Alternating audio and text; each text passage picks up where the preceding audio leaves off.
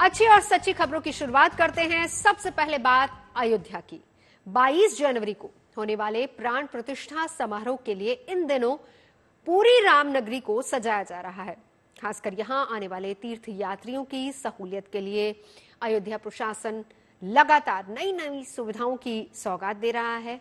Airport और railway station के उद्घाटन के बाद अब गोल्फ कार्ट सर्विस शुरू कर दी गई है।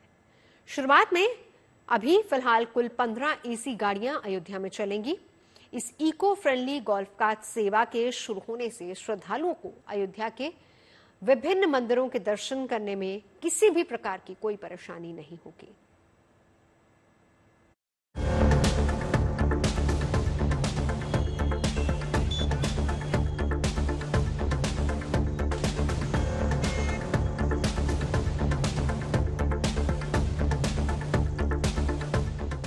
प्रभु श्री राम की नगरी अयोध्या में मंदिर निर्माण शुरू होने के साथ ही हर रोज यहां पर विकास की नई नई इबारत लिखी जा रही है।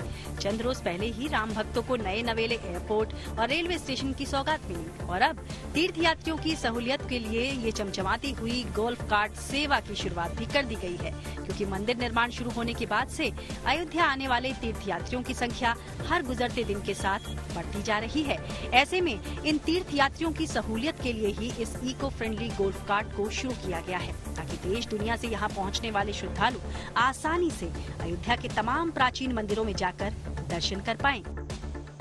इस तरह की गाड़ी में सफर कर आप आनंदित महसूस करेंगे। आपकी जो राइड है, आपकी जो क्वालिटी है, जो आप दूर दूर से अगर यहाँ पर दर्शन के लिए आए हैं तो दर्शन तो होगा ही होगा, लेकिन अयोध्या का जो टूरिज्म है, अयोध्या को एक टूरिस्ट की दृष्टि से अगर देखा जाएगा तो शायद इस तरह की गाड़ियों पर बैठकर ही उसका आनंद मिलेगा। जैसा कि पहले के जमाने में कहते थे कि तांगे से सफर नहीं किया तो क्या सफर किया, अब शायद उसका एक नया वर्जन इस तरह की गाड़ियां हैं जो कहीं ना कहीं पर्यावरण के लिए भी बेहतर हैं। बताया जा रहा है कि अयोध्या विकास प्राधिकरण ने प्राइवेट पार्टनरशिप के जरिए अभी 15 इको फ्रेंडली गोल्फ कार्ट को अयोध्या की सड़कों पर उतारा है, जो कि जन्मभूमि पथ से लता चौक के रूट पर चलाई जा रही है। साथ ही राम पथ, भक्ति पथ और धर्म पथ पर भी ये जीरो कार्बन एमिशन वाली कार्ट दौड़ती नजर आएंगी। अयोध्या में आप जब आते हैं तो जीरो कार्बन एमिशन वाली जो गाड़ियां शुरू हुई हैं, कुल 15 अभी फिलहाल शहर में चल रही हैं। और ये कहाँ घूमती हैं? ये राम जन्मभूमि तीर्थ क्षेत्र, हनुमानगढ़ी और लता चौक के इर्द गिर्द घूमती हैं। इनका काम क्या है? दर्शनार्थियों को एक स्थान से दूसरे स्थान पर ले जाना। अगर आप इस गाड़ी को देखेंगे, इसमें काफी स्पेस है। ये जिस गद्दी में मैं बैठा हूँ, आराम से 3 लोग कंफर्टेबली बैठ सकते हैं। पीछे इसके एक सीट है, पीछे की सीट अगर आप देखेंगे इसमें भी 3 लोग आराम से बैठ सकते हैं।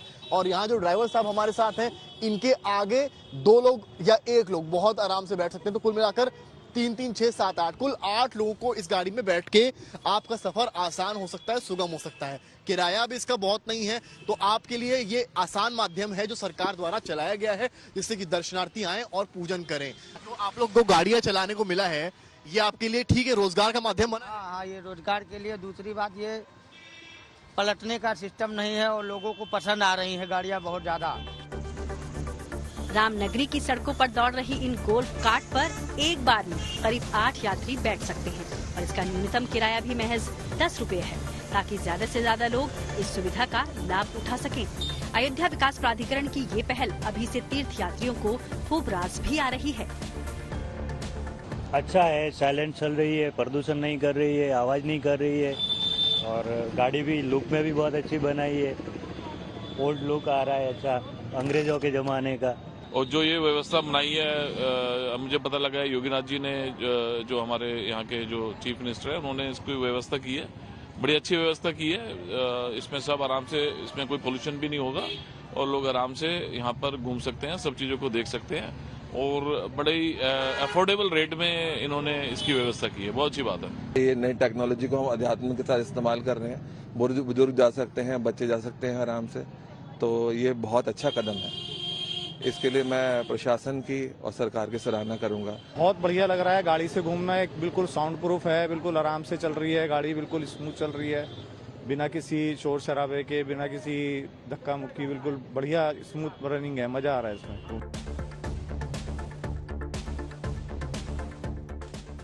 मंदिर निर्माण शुरू होने के बाद अयोध्या में साल दर साल जिस तरह से तीर्थयात्रियों की संख्या में इजाफा देखने को मिला है, उसे देखते हुए ये उम्मीद जताई जा रही है कि प्राण प्रतिष्ठा के बाद से यहाँ पर रोजाना हजारों लोग दर्शन के लिए पहुँच सकते हैं, जिसे देखते हुए अयोध्या विकास प्राधिकरण इस सेवा का विस्तार कर 200 ऐसी गाड़ियों को बेड़े में शामिल करने की तैयारी कर रहा है।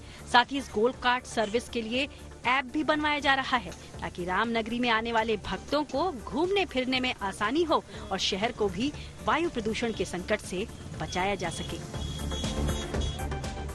अयोध्या से समर्थ श्रीवास्तव के साथ bureau report, good news today.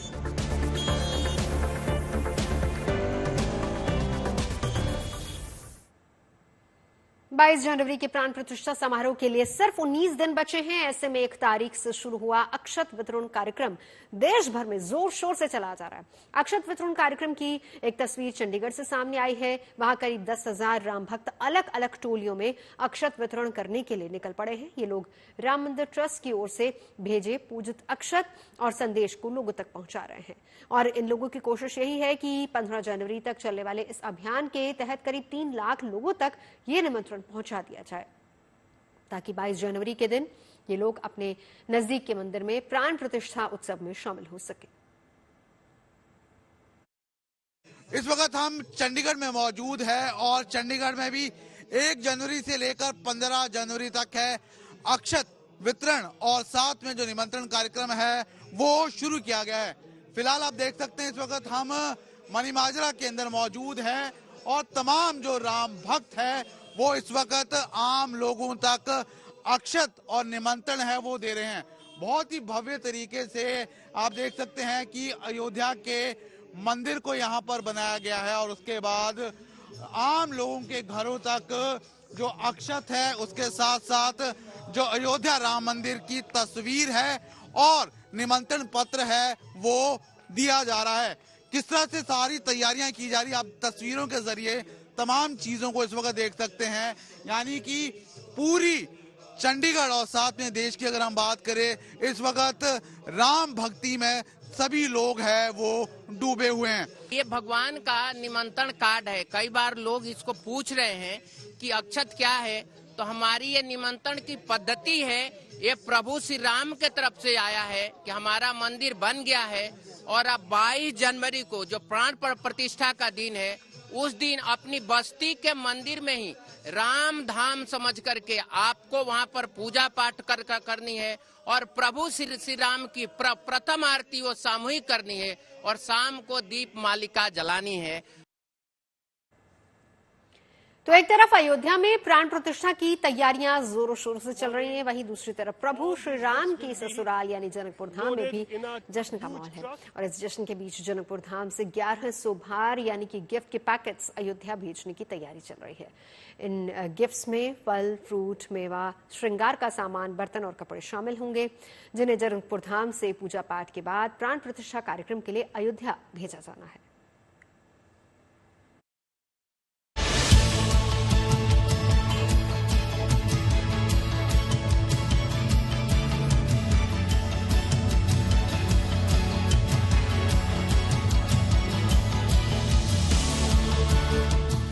पहले मूर्ति निर्माण के लिए जनकपुर धाम से शालिग्राम शिला भेजी गई, फिर मूर्ति के जलाभिषेक के लिए नेपाल की 16 नदियों का पवित्र जल अयोध्या भेजा गया और अब जनकपुर धाम से ये तोहफे प्राण प्रतिष्ठा कार्यक्रम के लिए भेजे जा रहे हैं।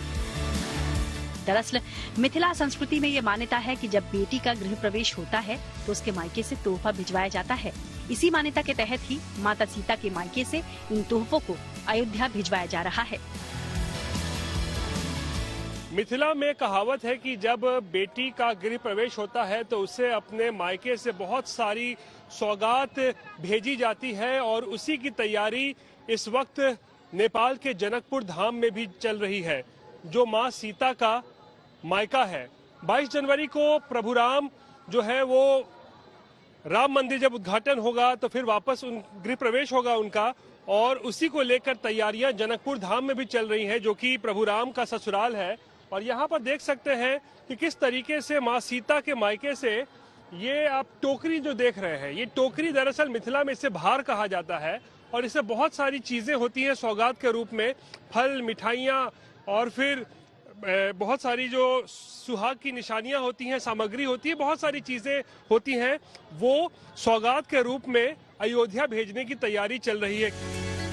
इन तोहफों में फल, मेवा, मिठाई, श्रृंगार का सामान, बर्तन और कपड़े जैसी चीजें शामिल हैं, जिन्हें इन भार यानी टोकरियों में रखकर अयोध्या रवाना किया जाएगा। लेकिन इन तोहफों को रवाना करने से पहले जनकपुर धाम में पूजा पाठ की जाएगी।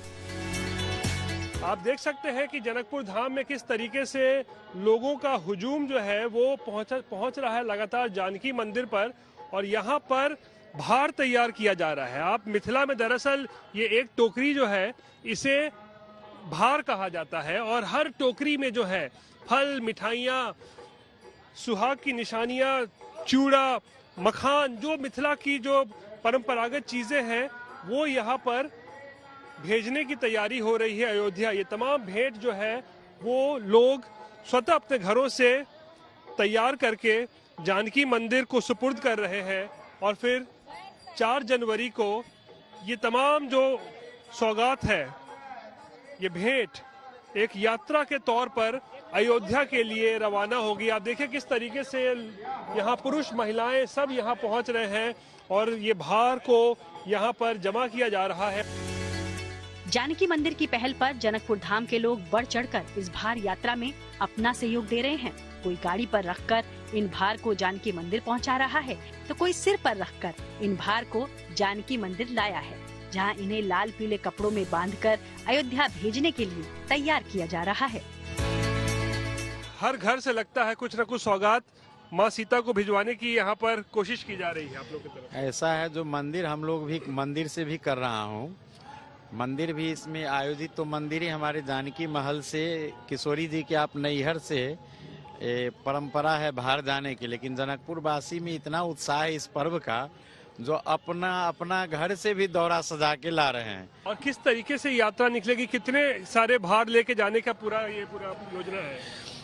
ये तो 1100 हम लोग बोला हूँ, 1100 क्या, यहाँ तो बहुत देख रहा हूँ हम लोग। अब कितना करीब हम लोग 2 गाड़ियों में भर के, बड़ी गाड़ी में, ट्रक में भर के हम लोग इसको ले जा रहा हूँ। बताया जा रहा है कि ये भार यात्रा कल से शुरू होगी और 24 घंटे की यात्रा के बाद ये तमाम तोहफे अयोध्या पहुँच जाएंगे, जहाँ इन्हें राम मंदिर ट्रस्ट को सौंपा जाएगा, ताकि 22 जनवरी को प्राण प्रतिष्ठा के अनुष्ठान में इन चीजों को शामिल किया जा सके। वैसे तो देश भर से ही प्राण प्रतिष्ठा कार्यक्रम के लिए कुछ न कुछ तोहफे के रूप में भेजा ही जा रहा है, मगर जनकपुर धाम से भेजे जाने वाले ये 1100 भार अपने आप में बहुत खास हैं।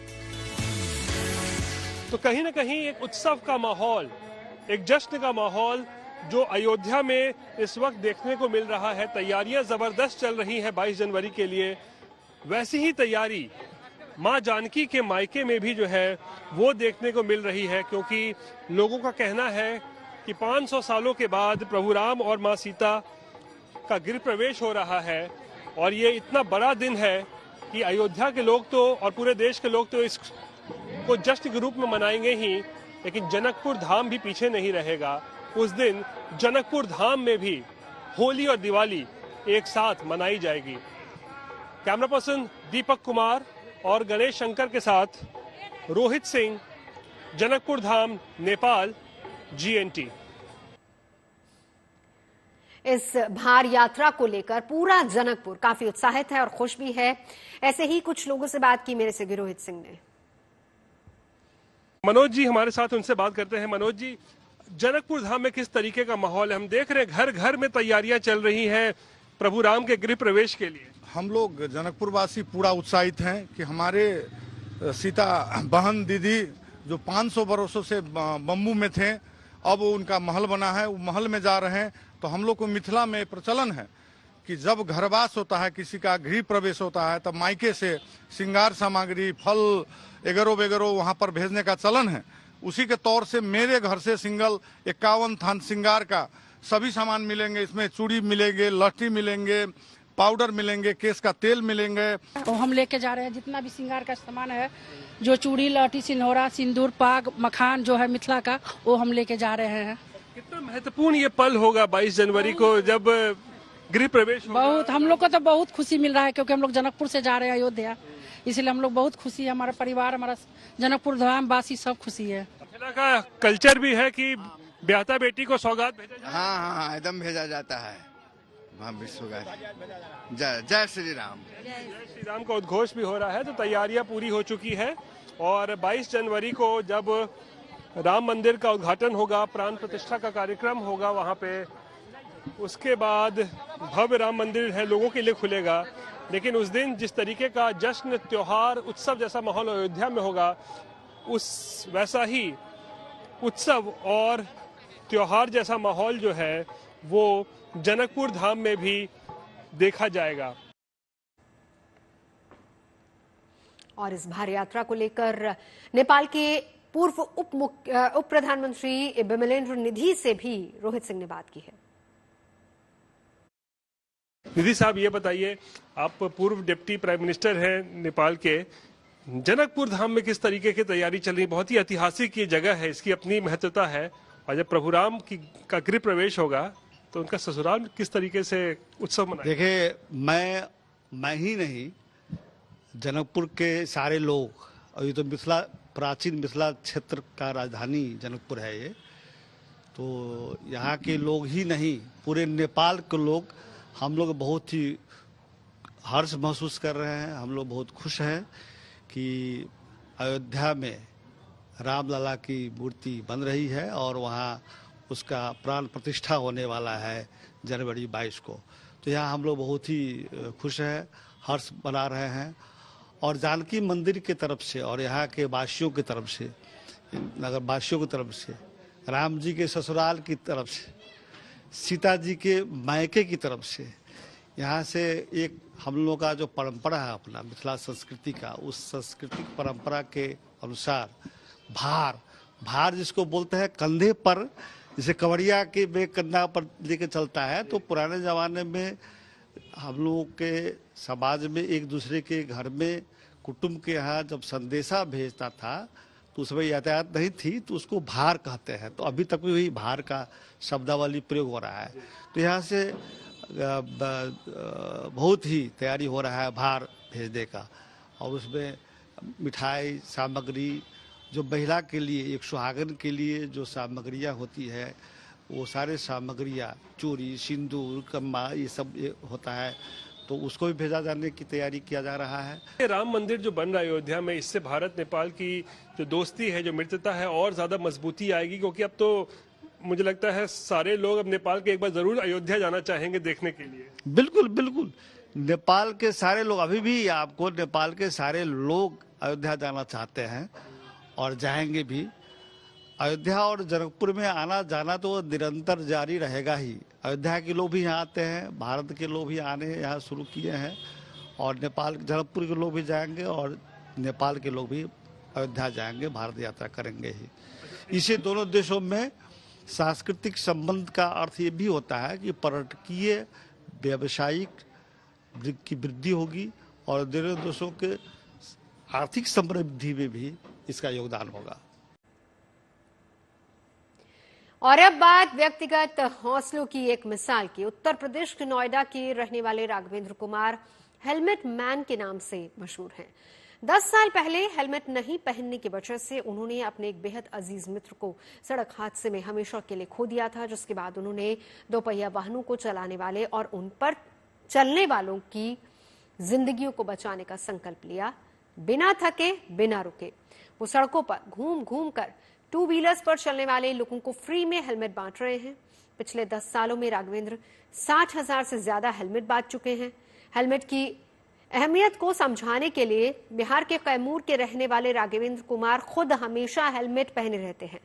उनकी तरफ से बांटे गए हेलमेट्स की वजह से अब तक 35 लोगों की जान बच पाई है, जो हादसे के वक्त उनके दिए हेलमेट पहने हुए थे, जिसकी वजह से उन्हें हेड इंजरी नहीं हुई।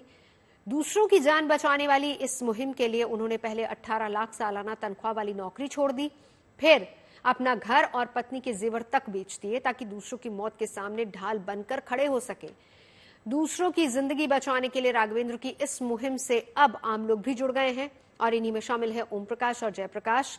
नाम के 2 फूल विक्रेता जो 4 साल से ज्यादा उम्र के बच्चों को हेलमेट पहनाकर लाते हैं, उन्हें जन्मदिन और शादी की सालगिरह पर फ्री में गुलदस्ता दे देते हैं। दोनों भाई पिछले 1 साल में 800 से ज्यादा गुलदस्ते फ्री में दे चुके हैं। हेलमेट मैन राघवेंद्र की इस मुहिम का अब कई लोग हिस्सा बनने लगे हैं, उनका सहयोग करने लगे हैं। देखिए ग्रेटर नोएडा है और यहाँ पर आप एक ये फूलों की दुकान देख पा रहे हैं और इन्हीं भाई साहब ने बाकायदा रोड पर इस तरह से ये एक बोर्ड लगा दिया। ये कहते हैं कि 4 साल से बड़े बच्चों को हेलमेट पहनाएं और फ्री में बर्थडे और मैरिज एनिवर्सरी पर इनसे बुके लेकर जाएं, बिल्कुल फ्री। तस्वीरें यहाँ लगी हुई, देखिए कई सारे लोग इनके पास आए जिन्होंने अपने 4 साल से बड़े बच्चे को हेलमेट पहना रखा था और फिर उनसे वो फ्री में बुके लेकर गए हैं। अब तक कई लोग इनकी दुकान में आकर ये काम कर चुके हैं और अब भी इनकी ये मुहिम लगातार जारी है। सर, आप भी यहाँ मौजूद हैं, वो भी यहाँ पर हैं। इस मुहिम से लोग इस तरह जुड़ेंगे, ये उम्मीद थी आपको शुरुआत में? नहीं, एक्चुअली हमें उम्मीद नहीं थी, लेकिन जिस प्रकार जो लोग यहाँ आते हैं फूल लेने के लिए, इस बोर्ड की तस्वीरें लेकर के जाते हैं और जब भी, क्योंकि हर किसी को अपना मैरिज एनिवर्सरी और बर्थडे बच्चे का नहीं भूलता है, तो वो सोचते हैं कि हम यहाँ अगर फूल लेने आ रहे हैं जो कि हमें निःशुल्क मिलेगा, तो वो अपने बच्चे को जब हेलमेट पहना कर लेकर आते हैं तो बड़ा अच्छा लगता है कि इस तरीके से उन्होंने कहा कि जिंदगी में हम कभी इतने महंगे हेलमेट हम कभी नहीं सिर्फ पुलिस चालान के लिए जो पहना करते थे, लेकिन आपने जीवन में जो इस तरीके से जो संदेश दिए हैं, बच्चे के लिए हमने 1200 का हेलमेट खरीदा तो एक लगा कि नहीं, हम अपने बेटे के जीवन के लिए उसकी सुरक्षा खरीद रहे हैं। और जब वो लेकर के जाते हैं बुके जब यहाँ पे पहना करके, तो वो उनके मोहल्ले वाले, वो बच्चा ही साउंड बन जाता है। तो ये एक बड़ा एक अच्छा लगता है कि आज हर परिवार से जिस तरीके से फोन कॉल आते हैं, इन लोगों को धन्यवाद मिलते हैं क्योंकि पिछले साल भर में हमें आशाएं नहीं थी। अभी तक कितने लोग बुक आप दे चुके हैं? क्योंकि 800 प्लस दे चुके हैं सर। 800 से ज्यादा लोगों को दे चुके हैं ये? अच्छा, हाँ जी। कब शुरू किया था? ये पिछले साल किया था हमने, 1 साल हो गया है अब। तो क्यों लगा आपको कि ये शुरुआत करनी चाहिए? हमारे सर थे हेलमेट मैन ऑफ इंडिया, ये आए थे यहाँ पे, तो हमने देखा इनका रिकॉर्ड 56,000 गुलदस्ते बांट चुके हैं, तो हमने भी सोचा हम भी 56,000 गुलदस्ते ना बांटे। हाँ, हेलमेट बांटे 56,000, तो हमने सोचा हम भी 56,000 गुलदस्ते बांटे। राघवेंद्र के मुताबिक पिछले 10 साल से दोपहिया वाहनों पर चलने वाले लोगों की जान बचाने से जुड़ा ये सफर आसान नहीं था, लेकिन जब उन्हें लोग पहचानने लगे, उनके अभियान की कद्र होने लगी। हाल ही में राघवेंद्र मशहूर singing reality show Indian Idol में स्पेशल गेस्ट के तौर पर भी पहुंचे थे, जहां उनके हौसले और जज्बे की जमकर तारीफ हुई थी। इतना ही नहीं, राघवेंद्र को उत्तराखंड ट्रैफिक पुलिस ने अपना ब्रांड एम्बेसडर बनाया। दक्षिण में उन पर एक फिल्म भी बन रही है।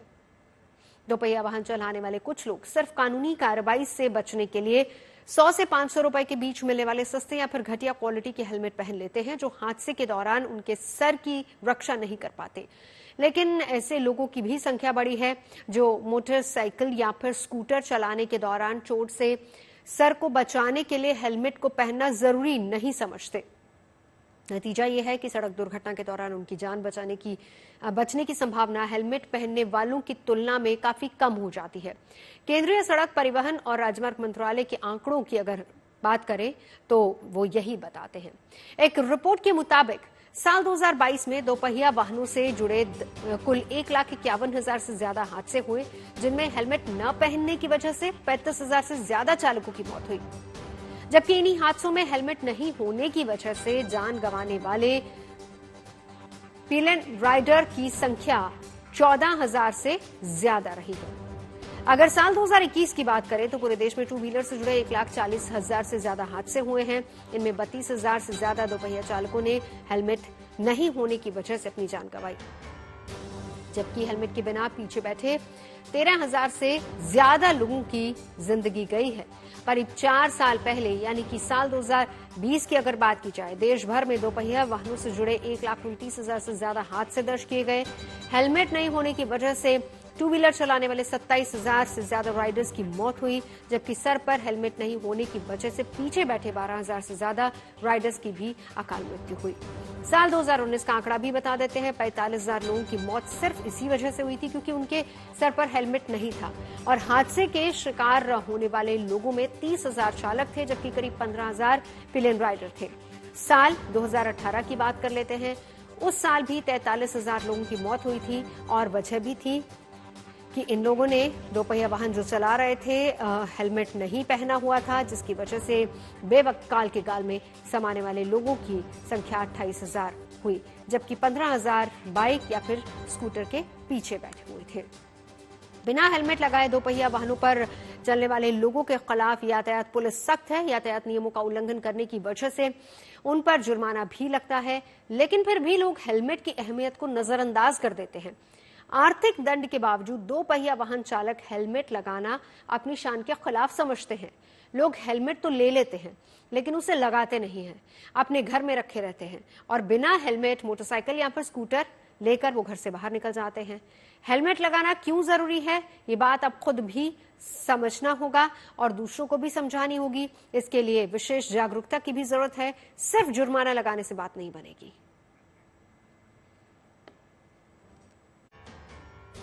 खबरें सच्ची होनी चाहिए, अच्छी खुद ब खुद लगती हैं। Navjot Randhawa signing off. आप सुन रहे हैं गुड न्यूज और देखते रहिए गुड न्यूज।